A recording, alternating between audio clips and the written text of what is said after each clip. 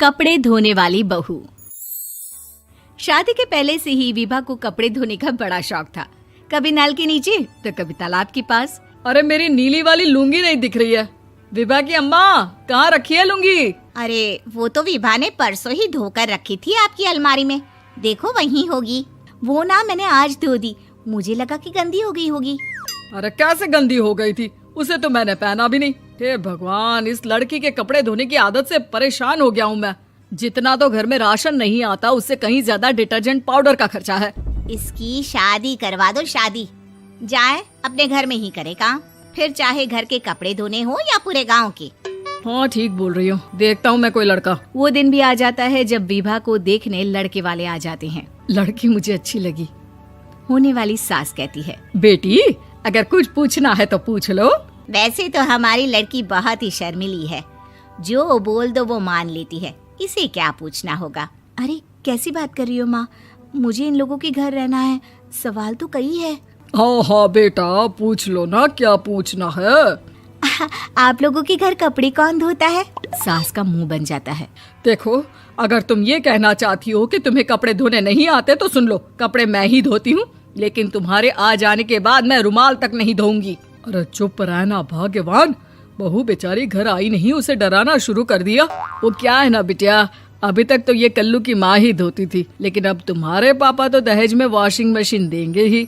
तभी विभा की माँ बोल पड़ती है, सवाल भी पूछा तो क्या। वैसे भाई साहब, मशीन की तो फिर भी कपड़े धोने की कैपेसिटी होती है। मतलब जो बिटिया दे रहे हैं ना विभा, इसे कपड़े धोने का बहुत शौक है। ये आप लोगों के क्या, आस पड़ोस गांव मोहल्ले सबके कपड़े धो दे और उफ तक ना करे।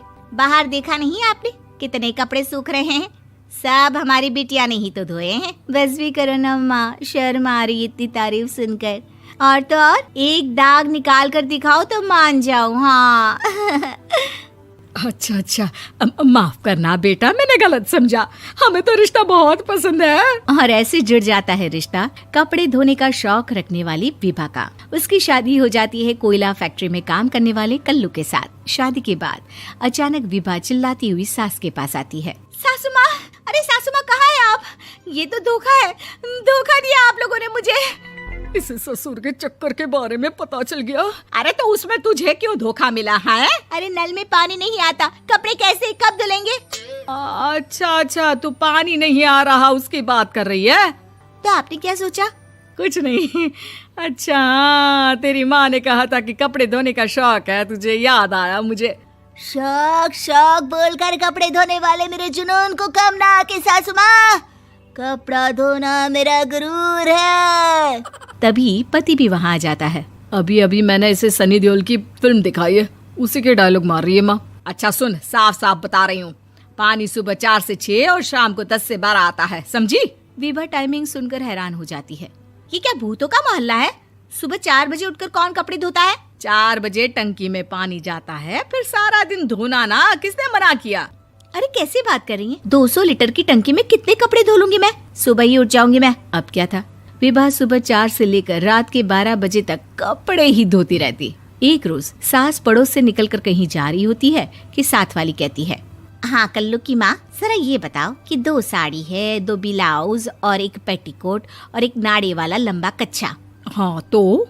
अरे तो क्या, कितना लोगी धुलाई ये बताओ। धोबन दिख रहे हैं हम क्या?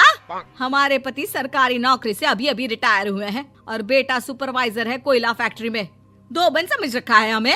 हाय रे कल्लू की अम्मा, माफ कर दो, वो तो मोहल्ले में यही सब बता रहे थे कि तुमने बहू को कपड़ा धुलवाने के काम में लगा दिया है। सास को पड़ोसन की बात सुनकर गुस्सा आ जाता है। वो घर पहुंचती है जहां घर के बाहर ही इतने सारे कपड़े सूख रहे होते हैं जितने कि किसी धोबन के घर पर। अरे ओ कल्लू की दुल्हन, बाहर निकल। माँ जी यहीं आ जाओ, बाथरूम में चादर धो रहे हैं हम। अरे अभी हम धोते हैं, तुमको बाहर निकलो। ये आस पड़ोस वाले बोल रहे हैं कि हम बहू से कपड़े धुलवा कर उसे कपड़ा धोने वाली बना दिए हैं। अरे छोड़ो ना माँ जी, किन लोगों की बातों में आती हो? आस पास के लोगों का तो काम ही होता है कि वो किसी तरह सास बहू को लड़ा दे।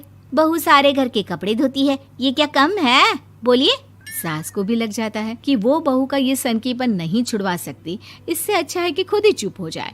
एक रोज सास और बहू मंदिर जाते हैं, जहाँ सास की साड़ी वहाँ खड़ी भीख मांगने वाली से मिलती है। माँ जी क्या बात है, आपकी साड़ी उस भिखारन से कितनी मिल रही है ना? हाँ हाँ देखो तो, दोनों की साड़ी मिल रही है। क्या बात है कल्लू की अम्मा, तुम खुद को तो अफसर की बीवी बताती हो और ऐसी सिंपल सी प्लेन साड़ी पहनकर घूमती हो। सिंपल और प्लेन नहीं है ये साड़ी। तो क्या सोने के धागे से फूल बने हैं?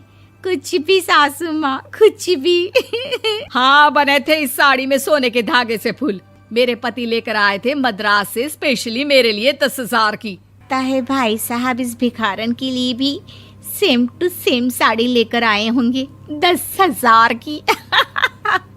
सास उस वक्त तो कुछ नहीं कहती, लेकिन बहू के साथ घर आती है और अलमारी से एल्बम निकाल कर लाती है। ये साड़ी देख रही है, ये वही साड़ी है जिसे मैंने अभी पहना था। इस साड़ी में ये जो चमकदार फूल दिख रहे हैं ना, ये सोने के धागों से काढ़े गए हैं। लेकिन तू लोकल वॉशिंग मशीन ब्रश से घिस घिस कर सारे फूलों को निकाल कर साड़ी प्लेन कर दी। मुझे माफ कर दीजिए सासू माँ। और तो और, जब मैंने तुझे तेरी गलती के लिए कुछ नहीं कहा, लेकिन तूने तो सबके सामने मेरा मजाक ही बना दिया। क्यों? बहू को समझ में आ जाता है कि अब से उसका कपड़े धोना बंद।